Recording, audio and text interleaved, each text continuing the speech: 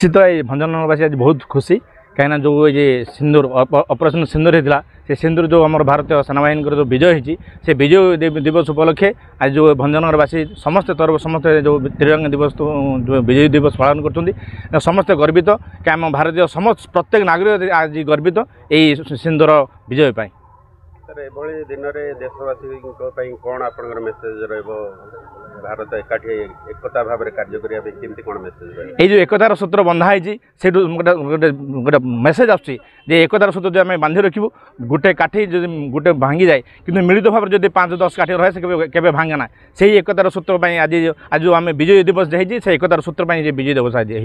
निश्चित आम भंजनगरवासी तथा आम सारा भारतवासी आज गोटे गर्व और गौरवर दिवस आम समस्ते जाचे आमर 3 सेना यथा स्थल सेना एवं नौसेना एवं वायुसेना समस्त 3 सेनार मिलित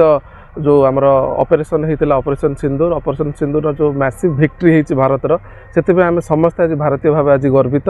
से आम जो सेना बाहिनी से जो पराकाष्ठा देखते युद्ध आम जो विजय लाभ होती भारतर से सम्मान आम आज भंजनगरवासी समस्त ये अच्छा आम बाउंसलुंड छकु गोटे त्रिरंगा शोभा यात्रा करूँ केएसबी कॉलेज त्रिरंगा शोभा यात्रा आज ये समापन हो आज आमर जो मिलित 3 सेनार मिलित उद्यम जो ऑपरेशन सिंदूर सक्सेस बा विजय होती से विजय दिवस उपलक्षे आज आम पराक्रम शोभा यात्रा बाउंसलुंडी छक ठारू विराट बड़